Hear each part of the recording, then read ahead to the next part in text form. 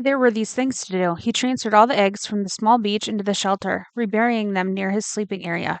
It took all his will to keep from eating another one as he moved them, but he got it done, and when they were out of sight again it was easier. He added wood to the fire and cleaned up the camp area. A good laugh that, cleaning the camp, all he did was shake out his windbreaker and hang it in the sun to dry the berry juice that had soaked in, and smooth the sand where he slept. But it was a mental thing. He had gotten depressed thinking about how they hadn't found him yet, and when he was busy and had something to do, the depression seemed to leave.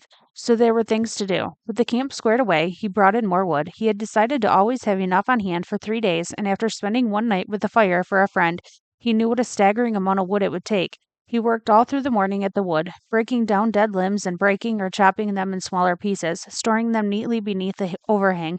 He stopped once to take a drink at the lake, and in reflection, he saw that the swelling on his head was nearly gone. There was no pain there, so he assumed that had taken care of itself. His leg was also back to normal, although he had a small pattern of holes, roughly star-shaped, where the quills had nailed him, and while he was standing at the lake shore, taking stock, he noticed that his body was changing. He had never been fat, but he had been slightly heavy with a little extra weight just above his belt at the sides. This was completely gone, and his stomach had caved in to the hunger, and the sun had cooked him past burning, so he was tanning, and with the smoke from the fire his face was starting to look like leather. But perhaps more than his body was the change in his mind, or in the way he was becoming. "I'm not the same," he thought. "I see, I hear differently." He did not know when the change started, but it was there. When a sound came to him now, he didn't just hear it, but he would know the sound. He would swing and look at it, a breaking twig, a movement of air, know the sound as if he somehow could move his mind back down the wave of sound to the source. He could know what the sound was before he quite realized he had heard it.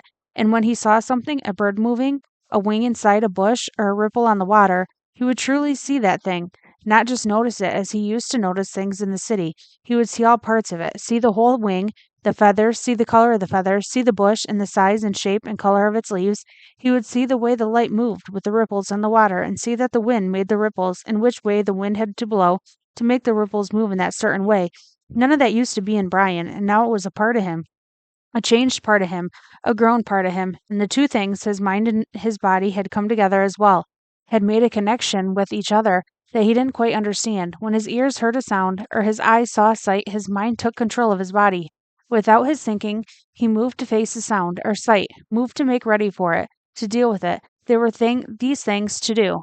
When the wood was done, he decided to get a signal fire ready. He moved to the top of the rock ridge that comprised the bluff over his shelter, and was pleased to find a large flat stone area.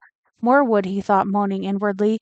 He went back to the fallen trees and found more dead limbs, carrying them up on the rock until he had enough for a bonfire. Initially, he had thought of making a signal fire every day, but he couldn't. He would never be able to keep the wood supply going.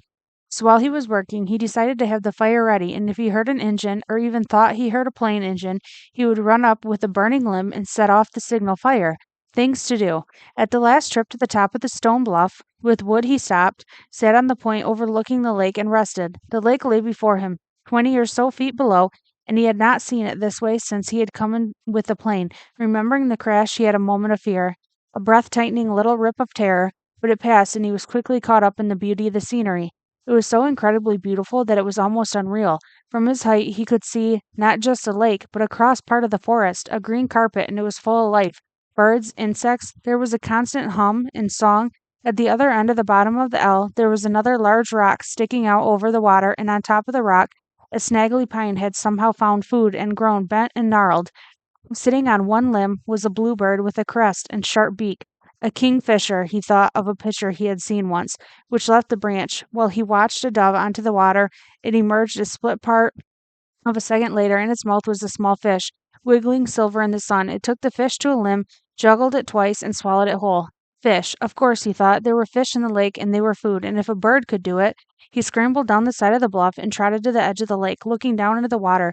Somehow it had never occurred to him to look inside the water, only at the surface. The sun was flashing back up into his eyes, and he moved off to the side and took his shoes off and waded out 15 feet. Then he turned and stood still, with the sun at his back, and studied the water again. It was, he saw after a moment, literally packed with life. Small fish swam everywhere, some narrow and long, some round, most of them 3 or 4 inches long, some a bit larger and small, many smaller. There was a patch of mud off to the side leading into deep water, and he could see an old clam shells there, so there must be clams. As he watched, a crayfish, looking like a tiny lobster, left one of the empty clam shells and went to another looking for something to eat, digging with its claws. While he stood, some of the small fish, round fish, came quite close to his legs, and he tensed, got ready, and made a wild stabbing at grabbing one of them. They exploded away in 100 flicks of quick light, so fast that he had no hope of catching them that way. But they soon come back, seemed to be curious about him. As he walked from the water, he tried to think of a way to use that curiosity to catch them. He had no hooks or string, but if he could somehow lure them into the shallows and make a spear, a small fish spear, he might be able to strike fast enough to get one. He would have to find the right kind of wood, slim and straight. He had seen some willows up along the lake that might work, and he could use the hatchet to sharpen it and shape it while he was sitting by the fire tonight, and that brought up the fire, which he had to feed again. He looked at the sun and saw it was getting late in the afternoon, and when he thought of how late it was, he thought that he ought to reward all his work with another egg, and that made him think that some kind of dessert would be nice. He smiled when he thought of dessert so fancy, and he wondered if he should move off the lake and see if he could find some raspberries. After he banked the fire, and while he was looking for the right wood for a spear wood, he thought, and it all rolled together, just rolled together and rolled over him. There were these things to do.